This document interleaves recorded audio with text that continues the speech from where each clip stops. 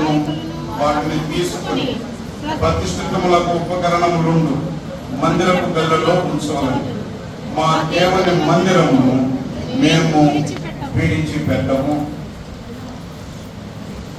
దేవుని మందిరము దేవుడు మనకు అనుగ్రహించినటువంటి ఒక శ్రేష్టమైనటువంటి స్థలం. అనాది కాలం నుంచి మనుషులు దేవుని దర్శించే మార్గాలు దూరంగా ఉన్నాయి కనుక అలాంటి పరిస్థితుల్లో దేవుడు దర్శనము ద్వారా దేవుడు తన ప్రజలతో మాట్లాడుతూ వచ్చాడు. తర్వాత కాలంలో మనుషులను ప్రేమించి దేవుడు తానే మనుషులలో నివసించుట కొరకు ఇష్టపడతా వచ్చాడు. దేవుడు తన ఉన్నతమైనటువంటి కార్యమును ప్రభువైన యేసుక్రీస్తు ద్వారా జరిగించి మనలను జీవము గల దేవుని ఆలయముగా చేస్తా వచ్చాడు.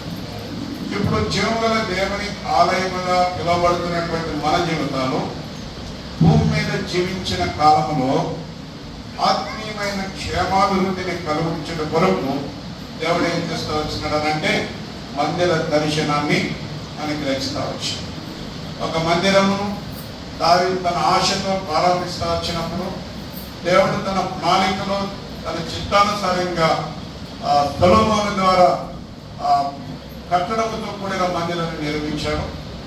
ఆ కట్టడంతో కూడిన మందిరంలో దేవుడు జరిగే మనుషులు భక్తులు జరిగించే కార్యములను దేవుడు తిలకిస్తూ వచ్చాడు. వారి ప్రార్థనలు ఆలకించడానికి ఆయన కూడా తీర్మానం చేసుకుంటూ వచ్చాడు.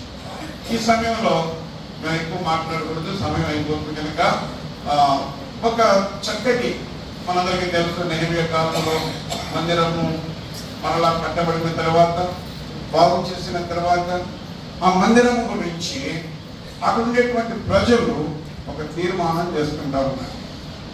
ఏంటి ఆ తీర్మానం అంటే మా దేవుని మందిరమును మేము విడిచిపెట్టము.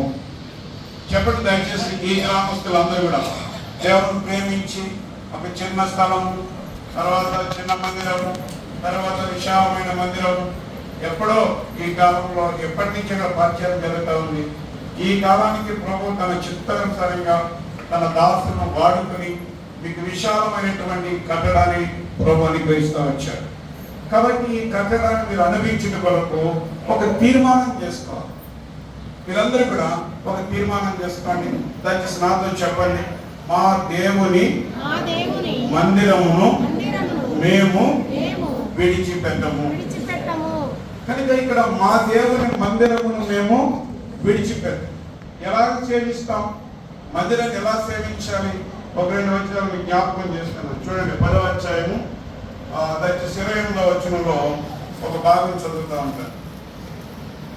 10వ అధ్యాయము 28వ వచనంలో దేవుని దాసుడైన మోషే ద్వారా నియమించబడిన దేవుని ధర్మశాస్త్రమును అనుసరించి నడుచుకొనుచు మన ప్రభువైన యెహోవా నిబంధనలను కట్టడలను అనుసరించడమని శపథము పూని ప్రమాణము చేయుటకు కూడిది. ఆ గ్రామస్తులు లేకపోతే ఆ పట్టణస్తులు అట్లనే ఈ గ్రామస్తులు ఈ మందిరమును నిర్మించబడిన తర్వాత మీరందరూ కూడా ఒక తీర్మానంలోనికి రావాలి. దేవుని మందిరంలో దేవుని అనుసరించేటప్పుడు మన ఇష్టానుసారంగా మన సొంత ఆలోచనలు, మన సొంత తలంపులు, ఎవరి ఉద్దేశాలు, ఎవరి ప్రణాళికలను తీసుకొచ్చి ఇక్కడ పెడతానికి కుదరదు. ఇది దేవుని మందిరం. దేవుని మందిరం మీద తన దాసులైనటువంటి వారికి దేవుడు ఏమి ఇస్తూ వచ్చాడు? అధికారం ఇచ్చాడు. తన దాసులు మనకి ఏం బోధిస్తూ ఉంటారు అని అంటే ధర్మశాస్త్రాన్ని, దేవుని యొక్క వాక్యాన్ని బోధిస్తూ ఉంటారు, దేవుని యొక్క కట్టడలు బోధిస్తూ ఉంటారు. కానీ ఇక్కడ వాళ్ళు ఎట్లాగా తీర్మానం చేసుకున్నారు అని అంటే మోషే ద్వారా నియమించబడిన దేవుని ధర్మశాస్త్రం అనుసరించి నడుచుకొనుచు మన ప్రభువైన యెహోవా నిబంధనలను కట్టడలను అనుసరించడమని శపథము పూని ప్రమాణం చేస్తారు. కాబట్టి ఇక్కడ